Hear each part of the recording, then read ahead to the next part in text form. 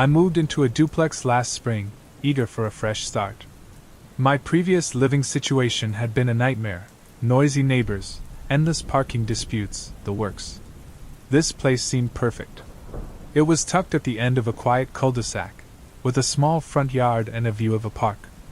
Best of all, my only neighbor was an elderly man named Mr. Henley who lived in the adjoining unit. He seemed friendly enough, though we rarely crossed paths. The first month was uneventful. I kept to myself, enjoying the peace and quiet. Mr. Henley seemed to do the same. I'd occasionally hear his TV through the thin walls or see him watering the flowers in his front yard, but that was about it. Then, one night, I noticed something strange. It was around midnight, and I was lying on the couch, scrolling through my phone. I glanced out the window and saw a light on in Mr. Henley's unit. Nothing unusual about that, until I noticed the silhouette. It stood in the window, motionless, staring into my living room. The figure was tall and thin, too tall to be Mr. Henley. Its head tilted slightly, as if trying to get a better look at me. I froze, my phone slipping from my hand. I told myself it was just a shadow, maybe a coat rack or a lamp. But as I moved to turn off my living room light, the silhouette stepped back, disappearing into the darkness of Mr. Henley's unit. The next morning, I decided to check in on him. Maybe he'd had a visitor, or maybe I was just seeing things. I knocked on his door, and after a long pause he answered. He looked frail, his face pale and tired. "Morning, Mr. Henley," I said. "I just wanted to make sure everything's okay. I thought I saw someone in your window last night." He frowned, his expression unreadable. "I live alone," he said quietly. "There's no one else here." Before I could press further, he shut the door, the lock clicking into place. I stood there for a moment, unsure of what to do. Eventually, I shrugged it off. Maybe I had imagined it. But deep down, I knew something wasn't right. That night, the silhouette returned. This time, it didn't just stand in the window. It moved. Slowly, deliberately, it paced back and forth, its shadow stretching across the curtains. I turned off my lights, hoping it wouldn't notice me watching, but it stopped suddenly, turning its head toward my window. I couldn't see its face, but I felt its gaze, cold and unrelenting. I shut the blinds and spent the rest of the night in my bedroom, the door locked. The following day, I knocked on Mr. Henley's door again. He didn't answer. Concerned, I called the building manager, who let me into his unit. The place was eerily quiet, the air heavy with the faint smell of mildew. The living room was sparse, just a couch, an old TV, and a small table covered in unopened mail. There was no sign of Mr. Henley. "Maybe he stepped out," the manager said, though he didn't sound convinced. "He's not the type to go far." As we left, I glanced at the window where I'd seen the silhouette. The curtains were drawn, but I couldn't shake the feeling that something, or someone, was watching me. Over the next few days, things got worse. I started hearing noises, soft footsteps in the hallway, faint tapping on the walls. One night, I woke to the sound of whispers, low and muffled, like a conversation just out of earshot. I checked the adjoining wall, pressing my ear to it, but the whispers stopped. All I could hear was the faint hum of the TV in Mr. Henley's unit. I didn't sleep that night. A week later, the building manager called me. He said Mr. Henley's family had reported him missing.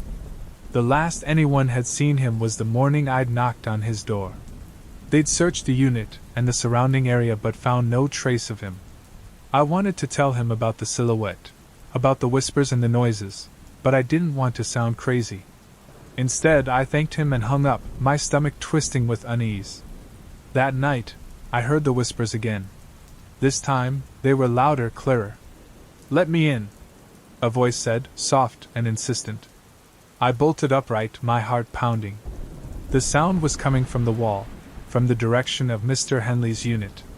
I grabbed my phone and dialed the police, stammering out an explanation as best I could. By the time they arrived, the whispers had stopped. They searched both units, finding nothing out of the ordinary. The officer who spoke to me was polite but skeptical, clearly chalking it up to stress or overactive imagination. But as they were leaving, one of them paused, his hand on the doorknob. "Are you sure you're alone?" he asked, his tone cautious. "What do you mean?" I said, my voice trembling. He hesitated before pointing to the window. "Because someone's watching us." I turned, my blood running cold. In the window of Mr. Henley's unit, the silhouette was back. It didn't move, didn't flinch, even as the officers shone their flashlights at it. They rushed outside, circling the building, but by the time they reached the other side, the silhouette was gone. I moved out the following week. I didn't wait for an explanation, didn't try to figure out what had happened to Mr. Henley. All I know is that something was in that unit, something that wasn't him. Sometimes, late at night, I still hear whispers through the walls. And when I close my eyes, I see the silhouette, its head tilted, staring at me from the darkness. When I first moved into my rental house, I was thrilled. It was a quiet neighborhood on the edge of town, the kind of place where kids played in the street and neighbors exchanged polite nods over their fences. The backyard was my favorite part, a spacious, overgrown lot that backed up to a wooded area. It felt private and serene, like my little escape from the world. The house next door was a bit of an eyesore, though. It was an old, dilapidated bungalow, with peeling paint and a sagging roof. The owner was a man named Mr. Burke, a reclusive older gentleman who rarely came outside. When he did, he shuffled around the yard with his head down, mumbling to himself. The neighbors warned me about him. "He's a little odd," they said, "but harmless." I should have listened to my gut. For the first month, things were fine. Mr. Burke kept to himself, and I did the same. Occasionally, I'd hear strange noises coming from his yard, scraping, thudding, or what sounded like muffled voices, but I assumed he was doing some kind of work on his house. Then one evening, while I was grilling in the backyard, I noticed him watching me. He was standing at the edge of his yard, partially hidden by the overgrown hedges, his face shadowed in the dim light. His eyes were fixed on me, unblinking. "Can I help you?" I called out, trying to keep my voice steady. He didn't reply. He just stood there for a few moments before turning and disappearing into the shadows. The next morning, I found something strange in my yard, a small pile of dirt near the fence, with a single boot print pressed into the soil. It looked fresh, like someone had been digging. I peered over the fence into Mr. Burke's yard, but there was no sign of him. I decided to let it go. Maybe he was gardening, I told myself. Maybe the dirt had just spilled over. But the unease lingered. That night, I heard the noises again, scraping and thudding, louder this time. I couldn't tell if it was coming from his yard or mine, but it sounded like it was right outside my bedroom window. I peeked through the blinds, but the yard was empty. A few days later, I noticed a strange patch of ground in the corner of my yard. The grass was dead, the soil disturbed, as if someone had been digging there recently. I knelt down to inspect it and found a small, rusted shovel half buried in the dirt. My stomach twisted as I pulled it out, its handle rough and splintered. That night I couldn't sleep. The noises were louder than ever, echoing through the house. It wasn't just scraping anymore. It was rhythmic, almost deliberate, like someone digging a tunnel. I called the landlord the next morning, explaining the noises and the disturbed ground. He sighed, sounding annoyed. "That old man's always been a problem," he said. "I'll talk to him." The landlord must have called Mr. Burke, because the noises stopped for a few days. But then, one evening, as I was sitting in the living room, I heard a loud crash from the backyard. I grabbed a flashlight and ran outside, my heart pounding. The fence between my yard and Mr. Burke's had been partially torn down. Dirt and debris were scattered everywhere, and in the center of my yard was a hole, a deep, dark pit that hadn't been there before. I shone the flashlight into the hole, but I couldn't see the bottom. The air was thick and musty, and I thought I heard faint whispers rising from the depths. I called the police, explaining that my neighbor had been digging on my property. They arrived within minutes and began searching the area. One of the officers went to Mr. Burke's house while the other inspected the hole. "This is strange," the officer said, shining his light into the pit. "It looks like it goes under his yard." Before I could respond, the other officer returned, looking pale.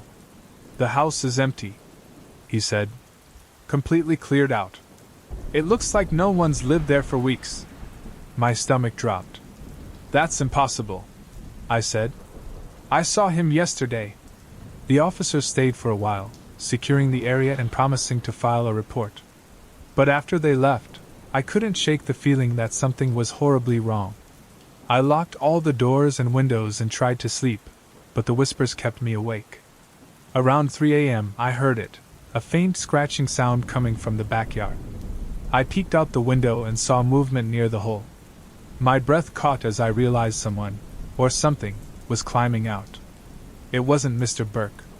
The figure was tall and gaunt, its limbs too long, its movements jerky and unnatural.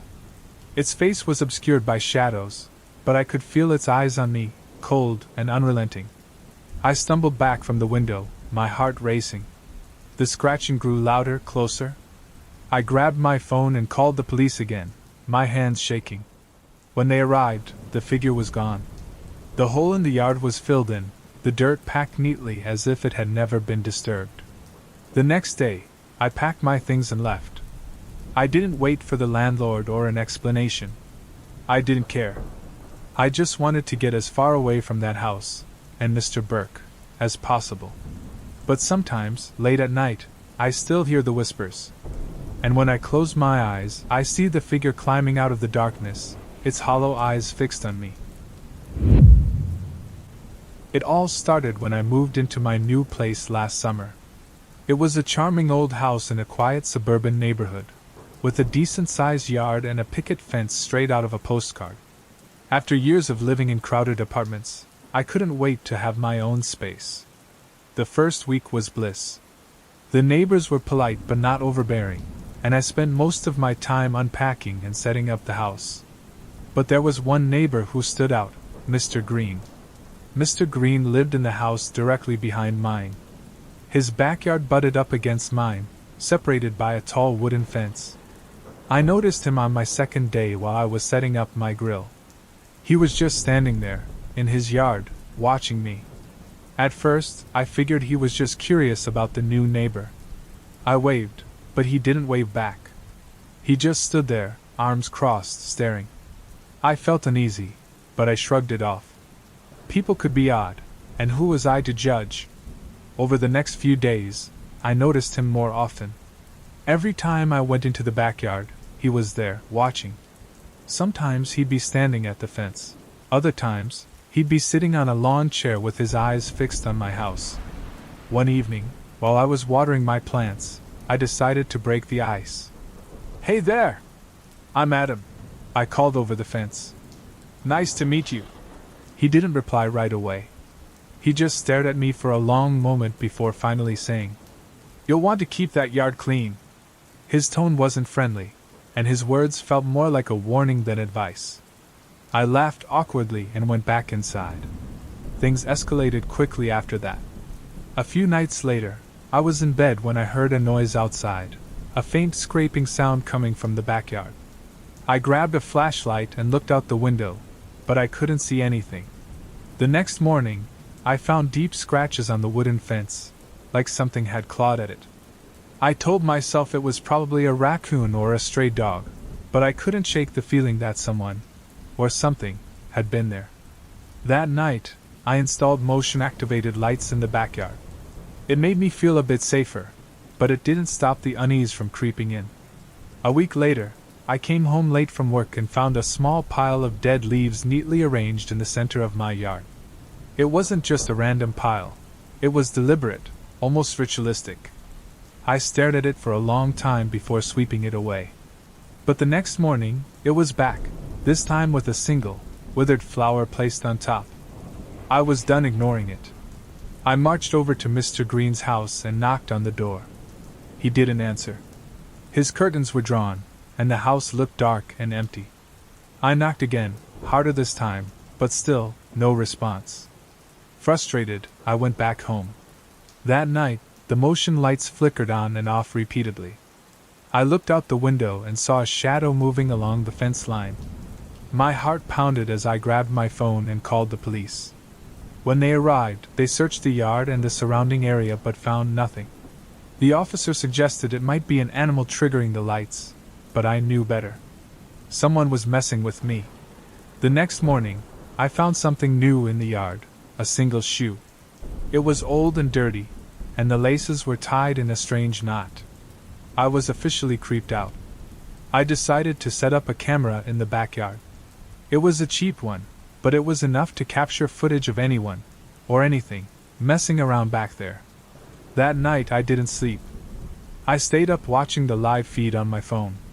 Around 2 a.m., the motion light flickered on. I held my breath as a figure appeared on the screen. It was Mr. Green. He was standing in my yard barefoot, his head tilted back as if he were looking at the sky. Then, slowly, he turned his head toward the camera. His face was pale, his eyes wide and unblinking, and his mouth twisted into a strange smile. He raised his hand and pointed directly at the camera before disappearing back over the fence. The next morning, I went straight to the police station with the footage. They took my report and said they'd pay Mr. Green a visit. I felt a small sense of relief, but it didn't last. When I got home, I found my backyard completely trashed. The flower beds were torn up, the motion lights smashed, and the camera was gone. In its place was a note, scrawled in messy handwriting. "You should have stayed quiet." I didn't sleep that night. I sat in the living room with all the lights on, clutching a baseball bat. Around 3 a.m. I heard it, a faint tapping on the back door. My blood ran cold. I stood up, my hands shaking, and slowly approached the door. The tapping continued, steady and deliberate. When I pulled back the curtain, no one was there. But written on the glass, in what looked like mud, was a single word: "Watch." I called the police again, but when they arrived, there was no sign of Mr. Green. They suggested I stay somewhere else for a while, and I didn't need to be told twice. I packed a bag and drove to a friend's house across town. When I came back a few days later, Mr. Green's house was empty. The windows were boarded up, and a "for sale" sign stood crookedly in the front yard. I asked the neighbors what had happened, but no one seemed to know. Some said he'd moved, while others claimed the house had been empty for years. I don't know where he went, and I don't want to know.